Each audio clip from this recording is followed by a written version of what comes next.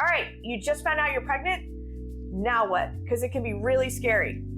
We're going to break it down for you and go over some basic next steps. So come on, let's go do this.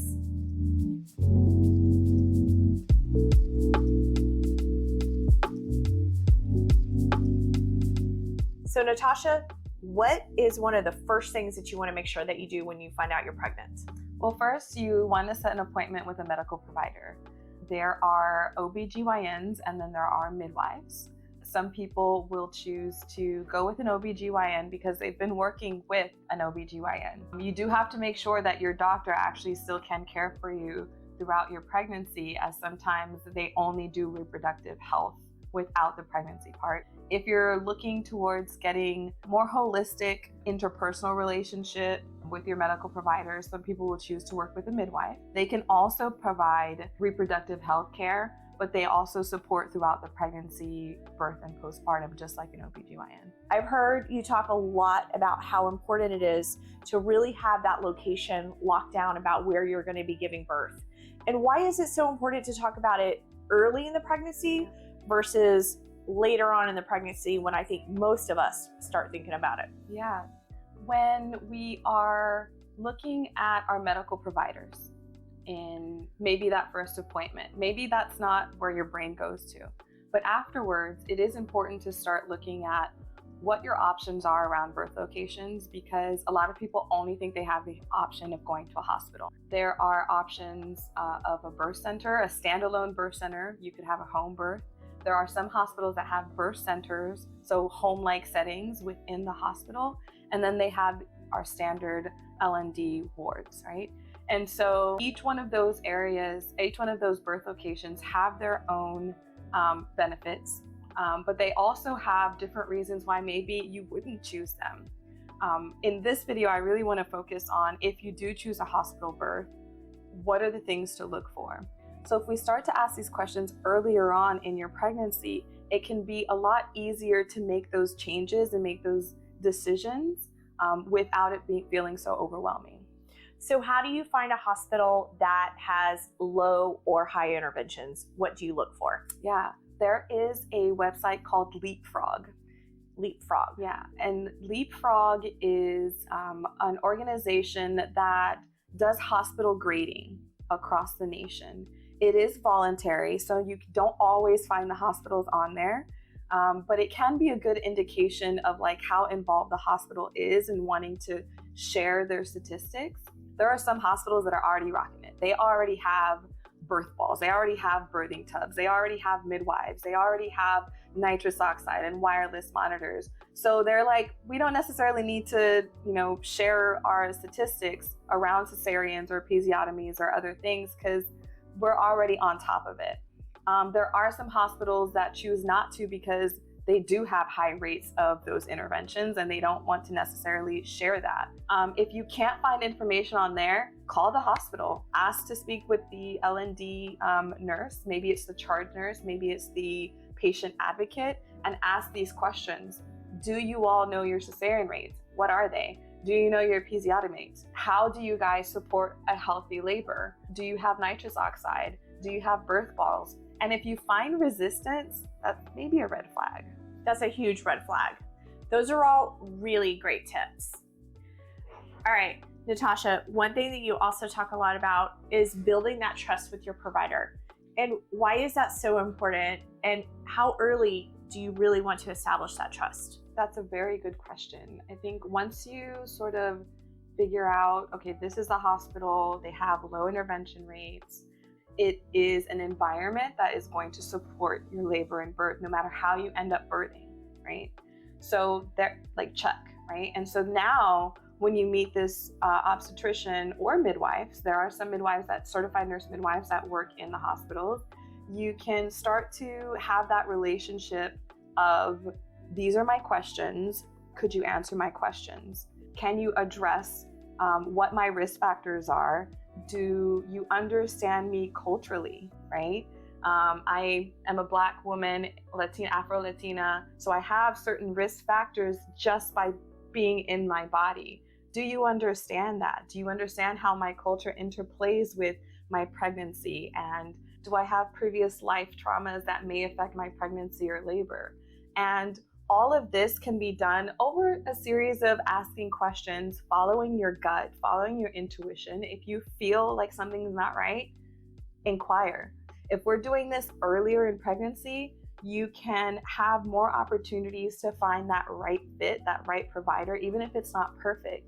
But at the very least, you can find someone that if they say, hey, we need to do this medical intervention, you've already done the groundwork of, do I actually trust this person, what they're saying? Do they actually have my best interest at heart? Are they addressing my concerns? Are they looking at my full health history and really looking at me, Natasha, you, Debbie, the person? Once we've done that, the rest falls into place. So we talked about how you can find a hospital, a birthing center. What are the best ways that you can find an obstetrician or a midwife? Sometimes it's word of mouth, right? Reading the reviews, but also it's attending the appointment.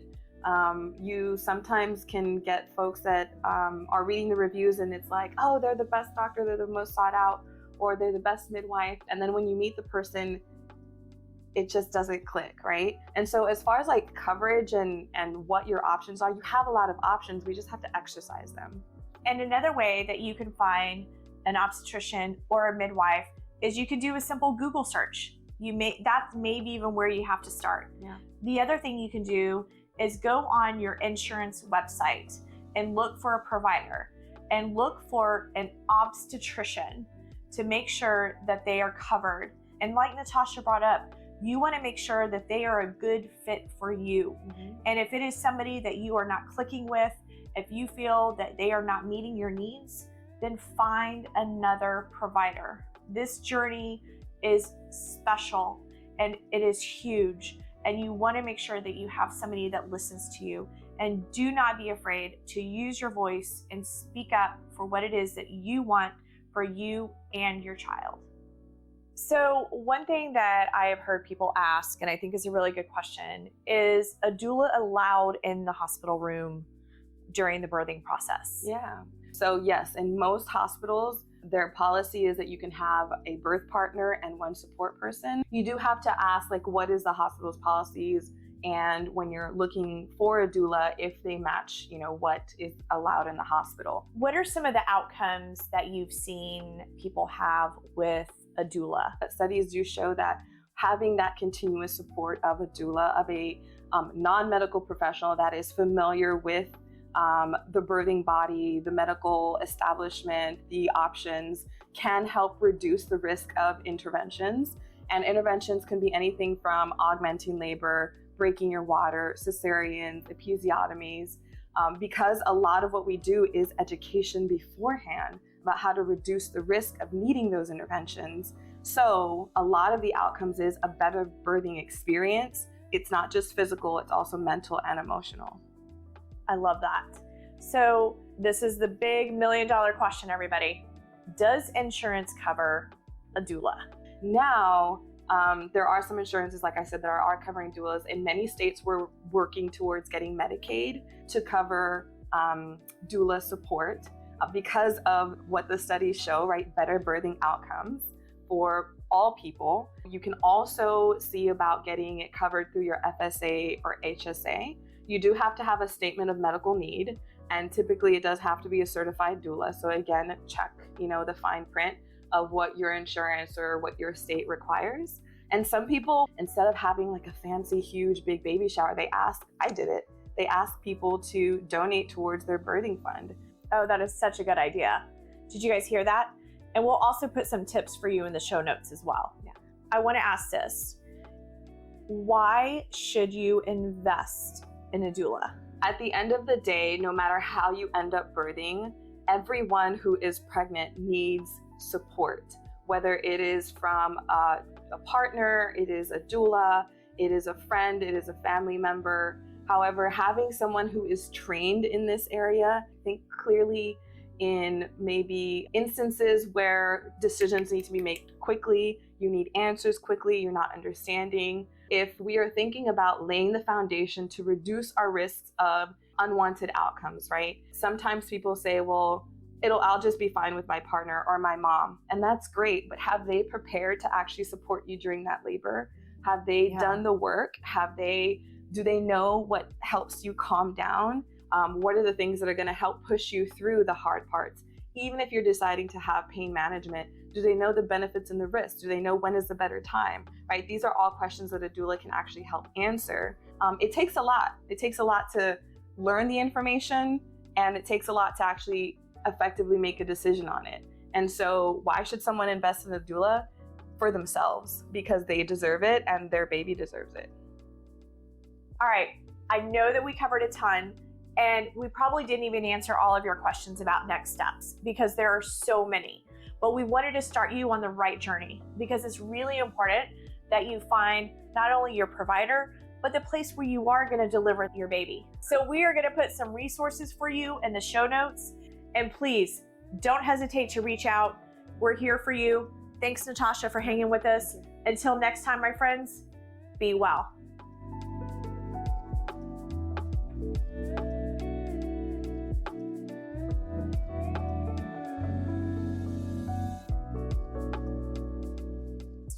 Well, you want to build that. That was horrible. Ooh. Oh, that was good. Like, how early do you want to action? Are you going to be our action girl? Oh, okay. Oh, props and everything. Yes. Action. That was